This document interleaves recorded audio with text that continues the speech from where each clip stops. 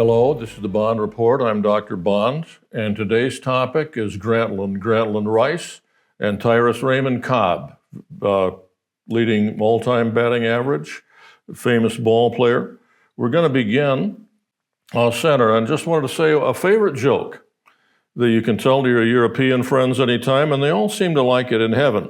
In heaven, the English are the cops, the French are the cooks, and the Germans build the cars. And in hell, the Germans are the cops, the English are the cooks, and the French build the cars. And then the Swiss organize all the fun. That's, I think, a scream. I wanted to start with Nathan Leopold and Richard Loeb. These are young men from the south side of Chicago, Hyde Park. They were from extremely wealthy families, and they had gotten together. They were a homosexual couple. And they had been doing things like robbing fraternities for the hell of it to get a little excitement in their lives or something. And they thought they would, to show their superiority, commit the perfect crime, which they thought the most elaborate thing was to kidnap someone, hold them for ransom, and get away with that, and probably include a murder in there so they wouldn't get caught. So they abducted 14-year-old Bobby Franks, who had proved to be from a couple of blocks away, and murdered him, and made phone calls to Bobby Franks' family about where they wanted this ransom money sent, done in such a way that to excite very minimal sympathy. When you read about this, the way they were caught fairly quickly, Leopold was an avid bird watcher, and he liked to go to several of the preserves, nature preserves that are around Chicago, and they had put the body in a culvert in one of these, hard to say, preserves, nature preserves around Chicago, and had anticipated it wouldn't be found for 3 or 4 days. It was found within a few hours by a guy going to work who reported it to the authorities. And it turned out the way they were caught was Leopold had a pair of eyeglasses that he dropped near the body that had fallen out of his coat or something. And the cops had these glasses. Now, he happened to have a very common prescription, so they couldn't do much with that. And they had to have specific suspects. So it was found that he had a specific kind of tortoiseshell frame that he had ordered for his glasses. And there had only been 3 of this particular type of frame and manufacturers sold in the Chicago area, environs of Chicago, and they were just going to check the 3 people it had been sold to. One of them was Nathan Leopold. And so the Chicago cops come in there and ask, they found somebody's body, tortoiseshell glasses. You have one of these pairs. Well, show us your glasses and we'll be on our way. Well, he couldn't do that. He must have lost them. Gee, where'd you lose them? Well, it must have been, he wasn't sure, and said, we found these glasses in a, nature preserve. Why don't you see if you can find them? Well, he couldn't find them. They hadn't turned up, and they went away again. When they came back, they asked Loeb, well, gee, he still hadn't found his glasses, and they asked him, were they under a body out in this nature preserve thing? And then they presented the pair of them with this evidence. They implicated each other. Loeb cracked first, and they went to jail as highly unsympathetic guys. The rich family had hired Clarence Darrow for the defense. He gave a 24-hour summation, taking about 3 days of the jury time, and he got them life imprisonment rather than death, which is what the prosecution was going for. They were respectively 18 and 19, or 17 and 18. They were both under 20 and not very sympathetic. Now, Richard Loeb, the one on the left, was later killed in prison by a guy they'd put in a cell next to his called Johnny Day. When Loeb was killed in prison, it was done with a razor. It was something like 29 razor cuts, one of which almost cut his head off. And, the defense was by Johnny Day that, he had made homosexual advances toward me, and I was defending myself from that. So in the course of these advances, I let him get close enough and killed him. Well, Johnny Day gets tried for murder later on. He was acquitted in literally under half an hour, And the verdict was brought back from the jury room and greeted in the courtroom with a round of applause by the spectators, which I guess is highly unusual. But that was the defense. It had been, I was protecting myself from a homosexual advance. And the Chicago Daily News, since they had been honor students, produced one of the great headlines of history in which they said, noted scholar Richard Loeb today ended a sentence with a proposition. I regard that as one of the great all-time headlines of history, and that's why I told that whole story. Tacitus, the Roman historian, is trying to act like life is as random as it is. Why do people do these things? How do you make sense of it? Valor is of no service. Chance rules all. The bravest can fall by the hands of cowards. Things don't seem to make a lot of sense. Ty Cobb, leading batting average ball player of all time, one of the original guys in the Hall of Fame. And the facts that everyone can tell you about Ty Cobb that follows baseball was that he was kind of a bastard. He was a mean guy. He was a base dealer. He deliberately tried to spike other ball players and hurt them. And that is from a biography, the one Cobb there that you see, and by a guy named Al Stump, S-T-U-M-P. And Cobb had hired him to write a biography. He had a lot of money. He'd made investments with his baseball money into 3 fledgling companies that were getting started up: General Electric, General Motors, and Coca-Cola.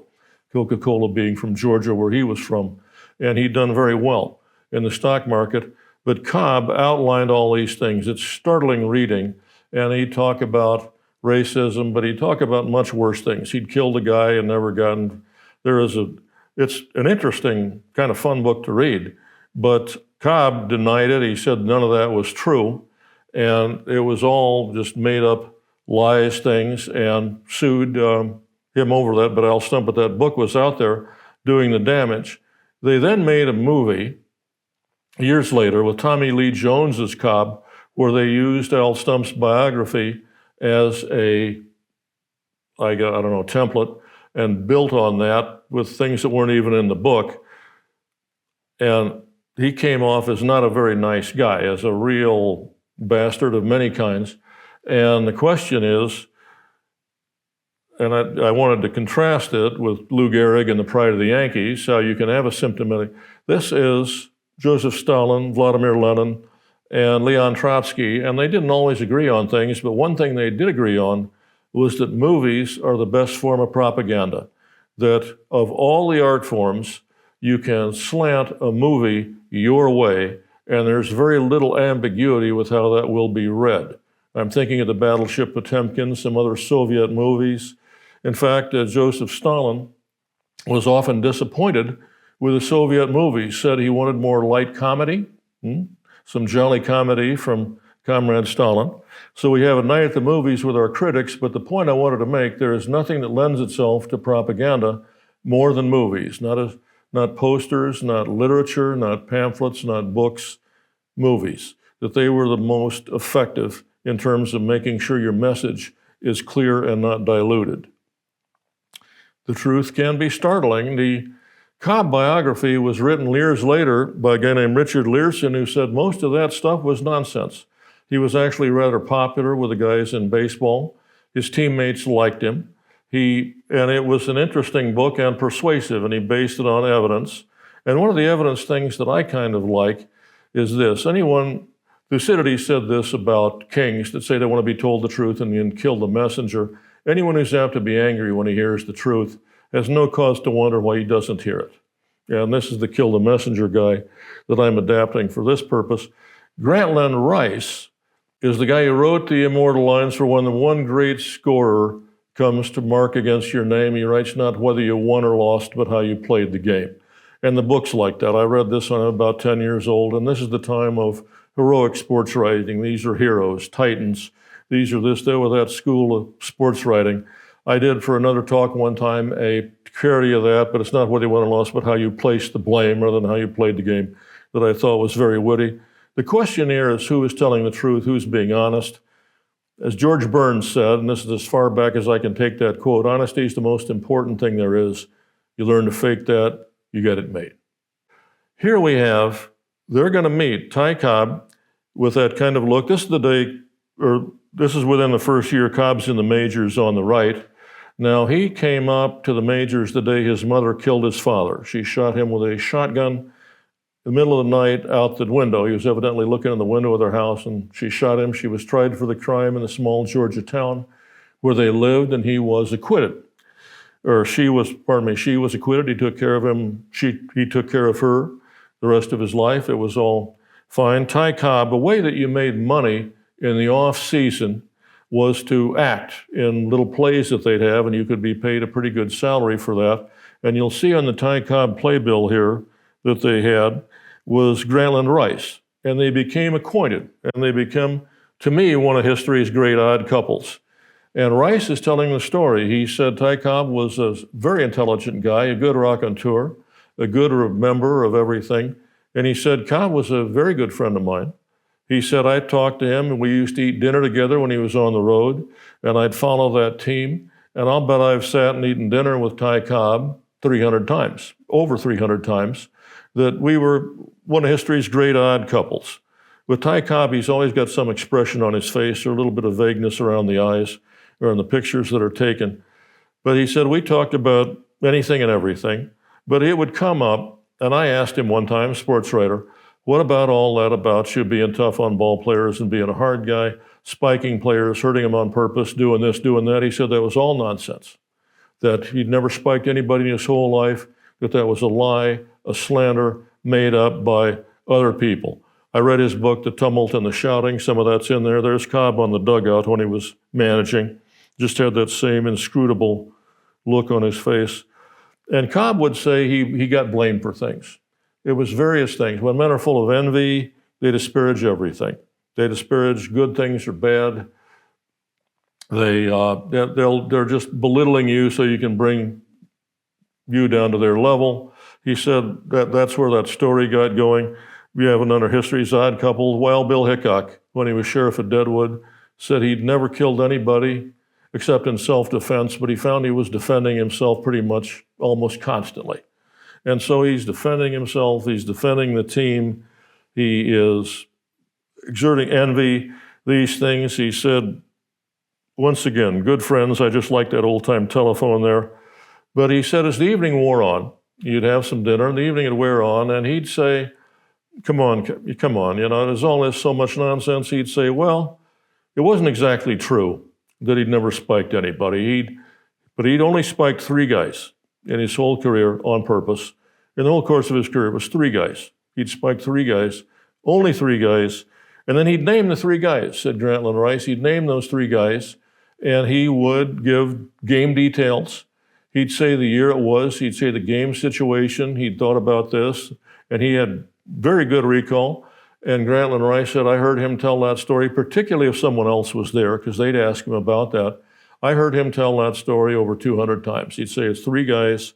He'd name the 3 guys, and then he'd say what the game situations were and everything. He could recall them. And then Grantland Rice said at the end, hundreds of times I heard him tell that story. Well, I was sitting there, and he said, and it was never the same 3 guys.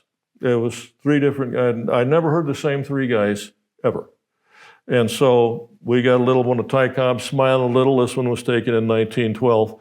And here's a photograph of him going in to not spike somebody. He's running in there on the catcher, who we're going to have a little play at home here.